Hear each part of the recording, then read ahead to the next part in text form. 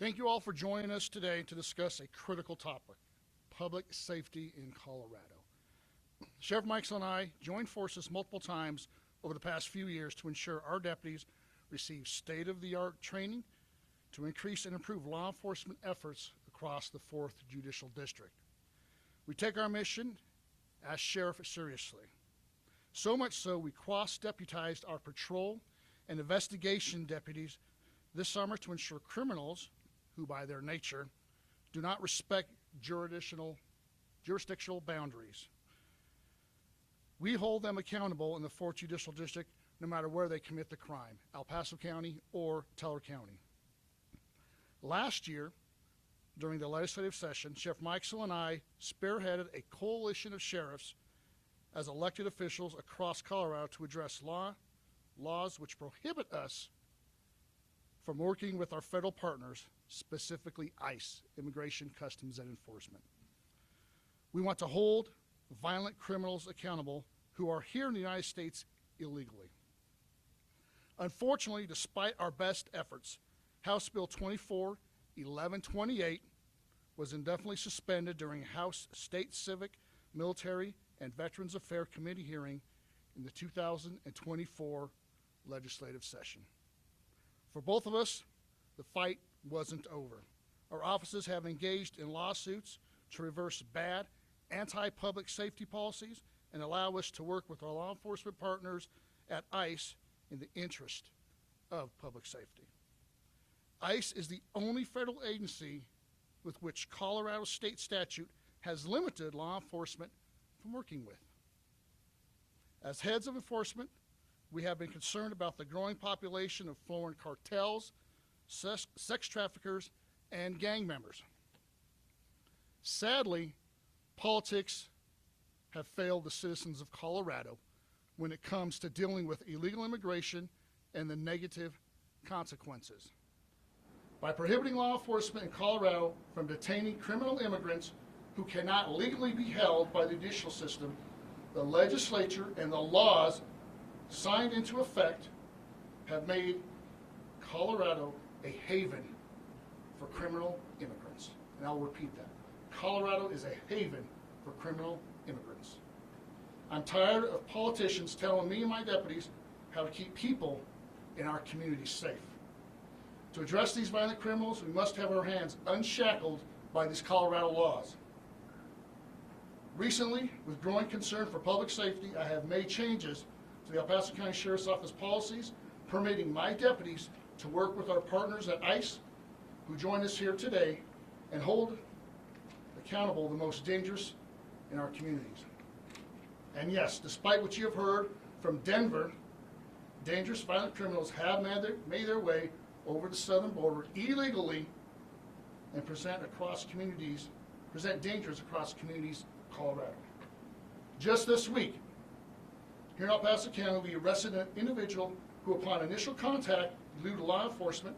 Fortunately, the individual was taken into custody and found to be driving a stolen vehicle, a stolen weapon, a large quantity of dangerous drugs, and more. After the initial investigation, and thanks to our partners at ICE, we determined the documents found on the suspect were falsified. The suspect, a dangerous criminal, is now sitting at the El Paso County Jail waiting to face charges. Because of our growing concern, we are announcing a new coalition to address public safety issues across Colorado today. We Are for Colorado is a partnership between elected officials and law enforcement across the state. We aim to keep Colorado a safe and prosperous place for citizens to work, travel, and raise their families. Colorado is our home. Our families live here. As duly elected sheriffs, we are committed to doing everything we can to ensure the safety and well-being of every individual in our respective counties. Sheriff Mikesell. Good morning, and thank you, Sheriff. I'm Sheriff Jason Mikesell of the Teller County Sheriff's Office. In the current legislation, Senator Mark Baisley, who joins us today, was the writer of this bill. I sat down with Mark and we wrote this bill together so we could bring it forth to Colorado. We introduced Senate Bill 25047, Enforcement of Federal Immigration Laws. This bill would reverse the harmful policies that prevent us from collaborating with our partnership at ICE. To be clear, we have no desire to arrest illegal immigrants in the state of Colorado. We are arresting criminal illegal aliens in the state of Colorado. We have no desire to deal with families, do roundups, single moms, grandparents, or any undocumented illegal aliens. If they are not committing erogenous crimes in our communities, we don't want them. We only want to deal with people that commit crimes in Colorado. It's been a large standing policy of media outlets and politicians to tell you that we're after everyone, that we're taking people from homes, that they haven't had any crimes committed, that we're doing that against children and going to schools. We have not. We won't do those things. We're looking for criminals, and that's where it ends. Criminal illegal aliens. I've been told over and over by the legislative body that they're no longer called illegal aliens, we're calling them undocumented. Fine. They're undocumented criminal illegal aliens then in the state of Colorado that we need to deal with. And to further clarify in this context, a person simply being in the United States undocumented, we cannot arrest anyways. That is something that federal agencies such as ICE or others have to do. And although it may be a federal or federally illegal to do so and come across the borders undocumented, which is illegal in the United States of America, in this state we don't arrest those persons. Only, again, criminal illegal aliens. We want to apprehend criminals, specifically violent criminals such as drug dealers, human trafficking, rapists, homicide suspects. Those are the people we want to go after. And if they're criminally illegal aliens, then we want to deal with them as such. Working with ICE enables our officers to correctly identify and process information regarding suspects when a crime is committed and holds them accountable for any additional crimes outside of Colorado. This also alleviates the tax burdens on the state of Colorado and on our taxpayers, who are having to pay to house illegal immigration and criminal illegal immigration inside of our prisons, jails, prosecutions, and on our patrols, to where we're dealing with those folks. We shouldn't have to pay those costs. Here's the other thing.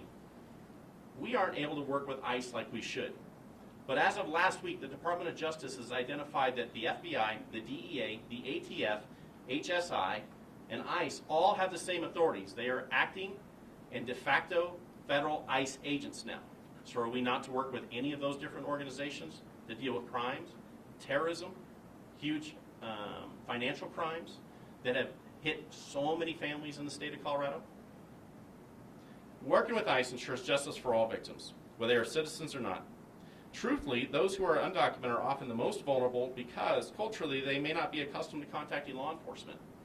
The other side of it is these folks are being released on our bonding and our parole, which is failing in the state of Colorado, and we're releasing those people right back into the same groups that cannot speak, that are victims that are silenced by the fact that they are undocumented illegal aliens. So when we release a criminal undocumented illegal alien into their midst, what do you think they do?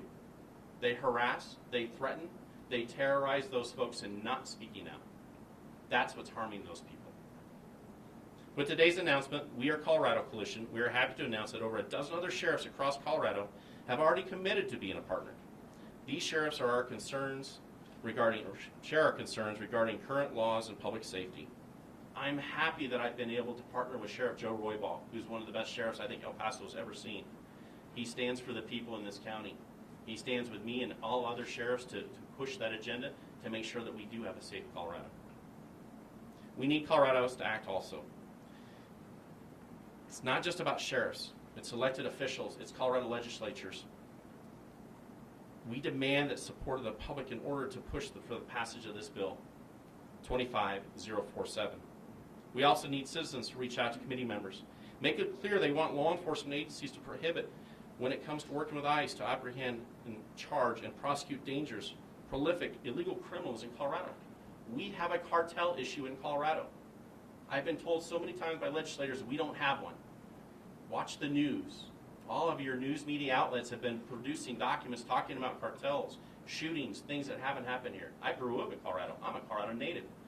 We've never had the crime that we are now seeing in Colorado. Sheriff Roybal and I feel blessed to have the support of major elected officials in the 4th Judicial District, including Deputy District Attorney Michael Allen, our county commissioners, our federal representative in Washington, D.C., Congressman Jeff Frank, who's here with us today. We're also grateful that Governor Polis has recently expressed his concern about immigration and that it is a federal issue and that he does want more federal agents within the state of Colorado. We do want him to work with us so that we can have an open policy for law enforcement to work with all of those agencies to make a safer Colorado. Because without doing so and having our hands tied, we can't do so. The Attorney General talks about the fact that we have so much fentanyl and how he's working on these committees. Those committees don't do anything when we cannot stop the criminal illegal aliens and the cartels from bringing fentanyl into our state. What are they doing about that? We want to work with them in providing the abilities to do so. On the last thing, the ACLU has attempted to sue us multiple times. They recently sent out letters talking about the fact that they are going to sue sheriffs that work with ICE in any of those endeavors. We have found that they have become an arm of the state, where if the state laws don't prohibit us to, ACLU will sue us and attempt to stop us. And they send out letters to attempt to bully law enforcement throughout Colorado. I would ask that the Attorney General step in and also assist law enforcement in stopping those issues from happening when we're doing our duties legally, legitimately, and for the right reasons. Thank you. Sheriff Roybal. Senate Bill 25-47 will be heard in the Senate State Veterans and Military Affairs Committee at 2 p.m. on February 25th. February 25th at 2 p.m. Where I put together a plan to organize supportive testimony and advocate for the bill's successful passage out of committee. Here in El Paso County, we had a tragic criminal case. I'm not talking about what ifs or this could happen. I'm going to give you an example of a real case that I testified in front of the committee last year that they didn't want to hear it. Some of the legislators stood up and walked out before I even started speaking and didn't return until I was done. They don't want to hear the impact that criminal illegal immigrants are having on our state. We had a case where an illegal criminal sexually assaulted 3 girls under the age of 8. 3 victims under the age of 8. He posted bond, and guess what? We never heard or seen of him again. Chances are he's no longer in the country. If he returns, guess what he'll be doing? Reoffending. Let's make no mistake. I say sexual assault, so it's easier on the ears. He raped 3 little girls. Posted bond. Had I had the opportunity to enter a contract with ICE, I could hold that person even after posting bond, and he could remain here in El Paso County Jail while he went to trial and held accountable for those crimes. But he posted bond, and he was free to go. It is our hope when the legislatures in committee hear this, we have demonstrated our intent to uphold peace and order in Colorado, ensure justice for victims, and hold dangerous criminals accountable, not roundups like they want you to believe. Passage of this bill is critical for peacekeepers in our agencies and across Colorado. For the next few weeks, our coalition will update our communities and the media regarding opportunities to support the successful passage of this legislation. Community members can find the updated list of coalition members on our websites and social media pages. Next, we are honored to introduce Congressman Jeff Crank, who has been a wealth of knowledge and resources in Washington as we have looked for alternative ways to ensure our agencies can work with all of our federal partners. Again, we are for Colorado. Well, thank you, Sheriff Roybal, Sheriff Mikesell. Thank you for your leadership on this issue. Thanks to all of the state legislators and mayors, county commissioners, and others who are here as well. I'm most honored, though, by the men and women who wear the uniform behind us. And I was thinking, as I was standing here, how many years of experience must be standing behind me in law enforcement? 150, 200 maybe years of law enforcement. Sometimes as an elected official, you want to try and practice a little bit of humility. And you don't view yourself as the expert on everything. And I sure don't when it comes to law enforcement. So I have to look to people like the men and women standing behind me as the experts on this issue. And when they tell me they need relief from the federal government, I believe them, and it is my job as their representative in Congress to deliver that relief from the federal government. We know what happens when governments don't work together. I've used this example many times. When a bank gets robbed, the FBI comes in. A federal law enforcement agency comes in and helps solve that crime because of the interstate commerce nature of the crime. Well, what would happen if the federal government just decided, well, we're just not going to do this anymore? Society breaks down. Society isn't safe. Criminals get away with crime. So it is the expectation of voters, it is the expectation of citizens in our community that governments work together and that they work together for the safety of this community. And I'm very pleased to know that we have our local law enforcement that is working very hard to ensure that we are getting these bad folks out of our country. You know, to the case that Sheriff Roybal just pointed out of the monster that was charged with those crimes, I would say he's not just going to commit them if he comes back here, he's probably committing them in some other community in America or some other place in the world. Don't tell me you have compassion as a politician when you're defending a system that allows that to happen. It is the expectation of the citizens of this state that we protect and defend them through law enforcement. So I would just encourage every citizen to come forward and to testify on this bill. This effort of We Are for Colorado is about standing up for the citizens of Colorado, and I'm proud to stand next to the real leaders in this movement. It's not me. It's the people behind me. It's law enforcement who stands out every day, puts their lives on the line for our safety. And I am honored to represent the 5th Congressional District in Congress. My job's easy compared to theirs. They have the unfortunate possibility every day that they go out that they could be shot at and that they could not come home. All I have to do is cast a vote, and that vote will always be in support of them. Thank you. Okay, we'll go ahead and take questions now. Yes, sir. For Sheriff Roybal, I wonder if you could talk a little more about the policy you announced today of working with ICE, and in particular, whether you have any concerns about that conflicting with existing state law. Absolutely. I'll address the last part first. I have no concerns with my new policy conflicting with state law. Give you a little bit of history about it. Following investigations and a successful lawsuit against El Paso County Sheriff's Office, the last administration before me began to minimize exposure, as they should, which included eliminating the 287G program and not working with ICE. That lawsuit was brought forth by the ACLU, who, as you know, it's in your press packet, sent a threatening letter. I'm here saying, ACLU, threaten me all you want. I have worked with ICE, we have discussed this, I have worked with my attorneys to make sure we are following the current Colorado law as written. A couple weeks ago, the governor himself said law enforcement can work with ICE.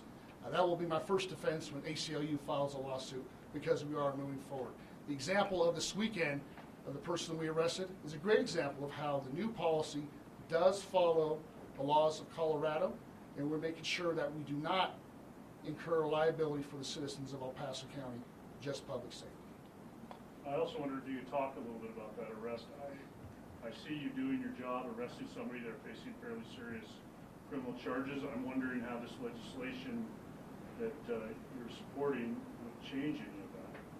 Here's how it would change. Currently, we are allowed to work with ICE when it comes to criminal investigations, and that's the part that I've employed in my new policy. The big difference is I cannot hold people on an ICE hold. So say this person bonds out. We now will call ICE which we hadn't in the recent past, we will call ICE, and they have an opportunity to come and pick him up. If they do, they have to hold this person and detain him somewhere else within the state. Then it is my deputies to try to track him down, go up, and pick him up for court. If I can enter a contract with ICE to hold illegal criminals who've committed crimes against the citizens here, I can keep that person right in our jail. And they will go to court like every other citizen does who are incarcerated at the El Paso County Jail. My court and transfer deputies will take them to court, have a court hearing, and come back, despite posting bond. That's what this law does. Huge difference. We will ensure that they remain in custody. The example of the previous person who just skipped out on bond, who knows where he's at? Safe to say, committing other criminal acts on the innocent. That's the big difference. That's what I'm asking for. Allow me to hold those criminals for ICE at the El Paso County Jail. And then lastly, what do you think are the odds this legislation is going to pass in a state house dominated by Democrats? I think a message has been sent. Hopefully they listen to us. Last year when we testified, there were people saying, well, you're just going to break up families. That's what you want. We made it crystal clear. It is written in this legislation. We're going after criminals. If they vote against not allowing us to house criminals, they're voting against the safety of their own communities. I feel confident that it has a better chance this year than it did last year. I won't give you numbers because I'm not a gambling man, but I say it's better than last year. Yes, sir. Do you want to enter into a 287G agreement with ICE again if this legislation were to pass? Absolutely. Our federal partners' resources are strained like we all are. Like Congressman said, we need to work together. 287G allows them to have another arm of their agency. I have contracts with all other federal agencies throughout the state. FBI, DEA, ATF. Those other agencies, I have task force officers working with them. The state doesn't allow me to do that with ICE. Entering into a 287G contract will assist ICE in helping identify those criminals if they're illegal or not. That's all it does. And yes, I intend to enter into that contract. And one other question. So you mentioned a policy change recently to work more with ICE. And both you and Sheriff Meisel talked about how the goal of this is not to break up families.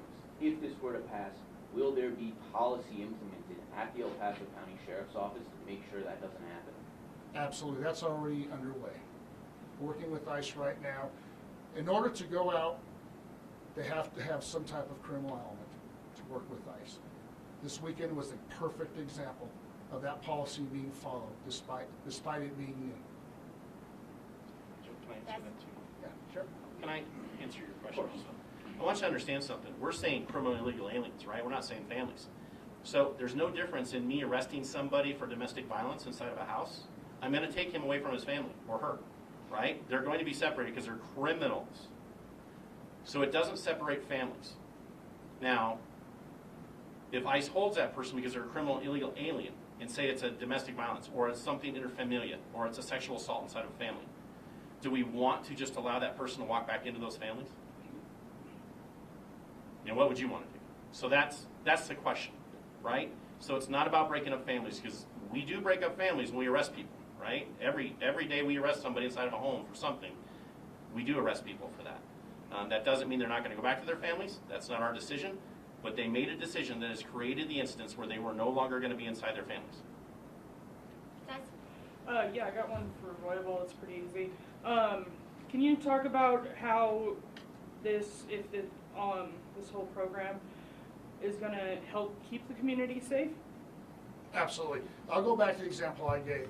While keeping those criminals inside the jail, it reduces that risk because they're no longer on the street with propensity to reoffend and generating more victims. One of my promises to the community as I was running for this office is to reduce victims. That's exactly what this does.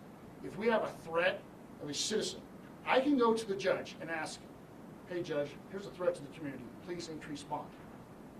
Why shouldn't I do that just because they're not citizens of the United States? That makes no sense. So keeping those people in custody so they don't have the opportunity to reoffend will reduce victims and keep the community safe. Yes, ma'am. I just wanted to clarify, because I believe it's the, belief or policy of the current presidential administration that being undocumented is a crime in and of itself, and, is that kind of what you guys are looking at? Because you had mentioned, you're not looking to get just families, separate, that sort of thing. Will you be considering being undocumented as a crime and worthy of, detainment, deportation? That's how I can answer that very simply, right? In Colorado, we look for probable cause for an arrest. So we use state statutes to make those arrests. That doesn't change. So we're still using our probable cause in the state of Colorado to make the arrest. And undocumented is actually an illegal alien that is entered in the United States, right? Under federal law and under federal jurisdiction, that is a crime. But we don't enforce that crime. So we will not. But when it comes to someone that has committed a crime in Colorado, under our probable cause for an arrest, then we will arrest. Yes. Next question. Yes, ma'am. Thank you, Sheriff Roybal. I'm still a little confused about the recent change in policy. I was wondering if you could please clarify what, if anything, under state law previously has stopped you from telling ICE who you had in your jails?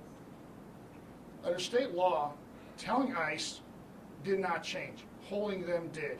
Like I started answering that question previously, we had a lawsuit under the last administration, and so that changed our approach during the last administration. I have worked with my attorneys, because I don't want us to be sued again. If we are sued, who pays for it? The citizens of El Paso County. I want to reduce that liability and keep the community safe. So when we were sued, the 287G program was no longer in existence. The last administration got rid of it.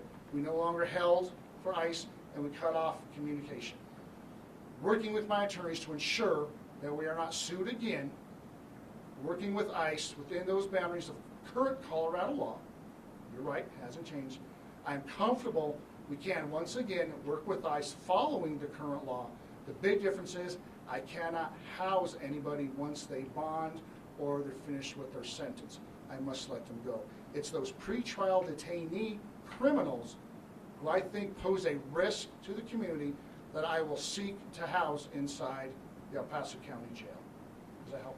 Thank you. And also, I was wondering whether your office has been detecting any presence of the Venezuelan gang Trinidad Aragua here in your county. We have seen some presence, active investigations. I will not go into the details of that. Yes, Just sir. to clarify, nothing in current law prevents you from holding someone for ICE if they have an arrest warrant signed by a judge, correct? That is correct. It's only the civil holds that state law does not allow you to enforce. That is correct. Once they post bond or they are done with their sentence, I must release them. Yes, ma'am. When we talk about ICE detainers, is that up to 48 hours you hold them for? No, an ICE detainer, if I was able to hold someone on an ICE detainer, that can be indefinite because I'm holding them for my federal partner, and they determine through their judicial process what that time will be, not here locally. Yes, ma'am. Sheriff Meixel, you talked about crime going up in the state of Colorado. You're born and raised here. Do you have any data or statistics that you could share with us to, identify that those crimes are actually being committed specifically by undocumented immigrants versus U.S. citizens? Well, here's what's happened in the state of Colorado.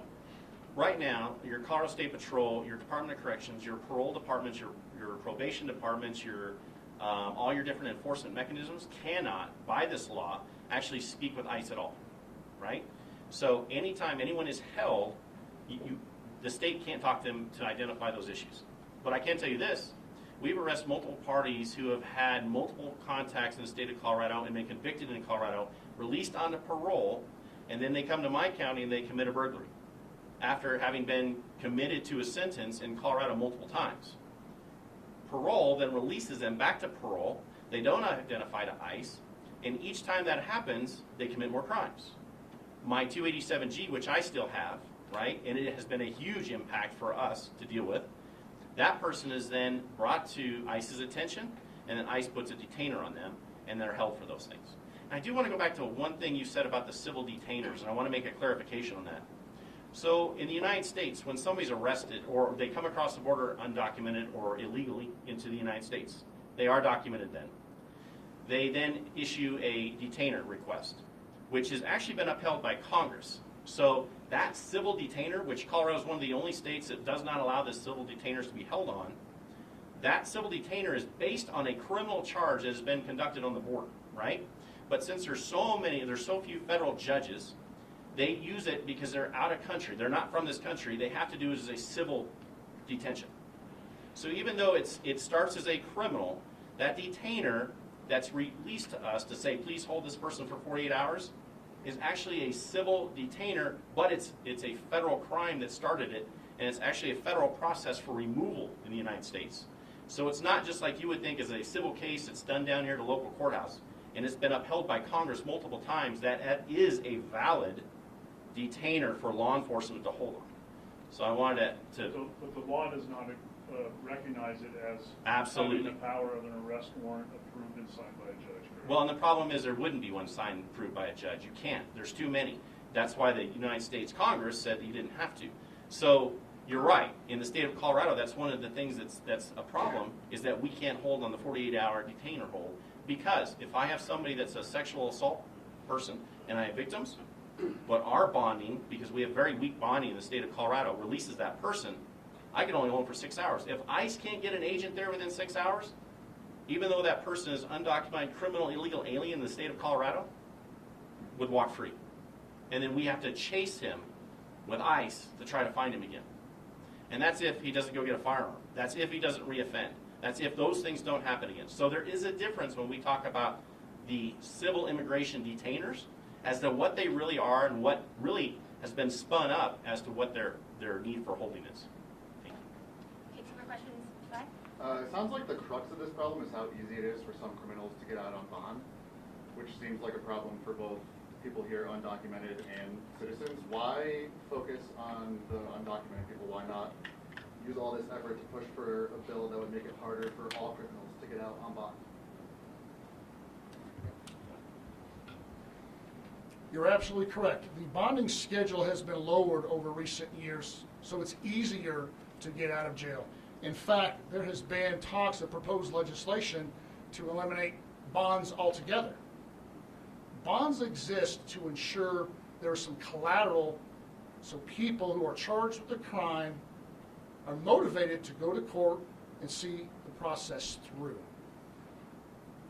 My goal for undocumented and being able to house them and making it tougher is, we'll call it a flight risk. I'm not sure if you all agree. What's motivating them to stay here in our local jurisdiction when they have a family in another country? It's easier for them to leave. Where citizens of the United States may not be so easy for them to flee. Is where they're going to go, more likely another state, and that does happen every day. We have one of the largest extradition programs in the state of Colorado, where my deputies or a contractor goes and picks up people in various states throughout the United States and bring them back to El Paso County so we can hold justice. If they're from another country, it makes it harder. I can't go into another country and apprehend somebody and bring them back to El Paso County. That's what this law would help us with. Last question. Anyone? Yes, ma'am. I know Sheriff Roybal, you answered this question, but Sheriff Mikesell, what makes you believe that this time is going to be different and that this legislation won't die? Well, I think the narrative is changing, right? I hear a lot of people talk about, well, there's no crimes being committed, there's the illegal alien issue is not an issue with crimes, that people talk a lot about that. But I think your general person that's voting sees it differently. They see it differently because in Denver last year, how many millions and millions of dollars were then taken from local projects that could have helped people with mental health issues, people helping with food issues or food banks, all of those different pieces, and that money's been diverted to help with undocumented illegal aliens within the city of Denver or other locations.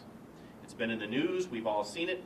I think Colorado taxpayers are going, why are we footing the bill for everything that's happening? Why are we dealing with the housing demands of people that can't afford those housing pieces? Why are we as a state only helping these people because it's political?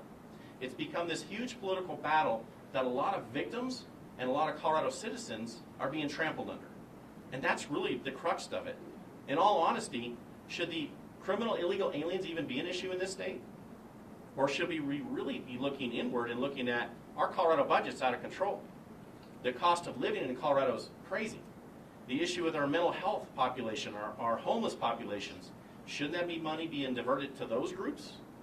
We're seeing it all across the state, and my hope is that through We Colorado, that we're building some logic into things. It's easy as a young politician to look at things and go, you know what, we're doing this because it's a cause. We're going to help this because it's political. Outside of the presidential elections or outside of Congress and outside the Senate, there's people being hurt. They're not getting the resources they need in Colorado to help normal Colorado citizens. We have bigger issues. We have fires during the summers. We have water issues that are coming up. All of those issues have an impact on Colorado citizens that aren't being looked at. We need to be looking at that or we're losing Colorado as a whole. Thank you. Can I add one thing to that? If I could add one thing about what's changed. In 2023, Governor Polis tweeted out that he was thankful to the Biden administration for giving temporary status to Venezuelans so that they could stay here in Colorado. In 2024, just last year, the city of Denver put out a manual on how to be a sanctuary city. It's online. You can find it. I'll be happy to provide it to you if you can't find it. But in 2025, we've got a governor now who just a few weeks ago was saying that Colorado isn't a sanctuary state. Well, somebody read some polling data, I would suspect, and someone saw the results of elections. The American people want this problem solved. They want politicians of both sides of the aisle to work together to solve it. This is a 70%, I've seen polling that shows it's a 70% issue. A very high number of Democrats want this issue solved. And it's not about going and rounding people up. It's about the rule of law, protecting the rule of law, getting criminal elements when they exist, whether they are here illegally or whether they're citizens of the United States, working cooperatively and together to solve the problem for the citizens of the United States. And so what's changed? I think there's a lot that's changed, and I hope the citizens of Colorado will show up when it comes time to testify on these bills, put grassroots pressure on our legislature and our governor to sign it, and I hope that he does. I said the other day, if he signs a bill that reverses all these, I will show up and stand behind him in solidarity. Thank you all for being here. If anyone wants to do interviews with anyone that stays afterwards, they're welcome to, but we're going to go ahead and exit. Have a great day.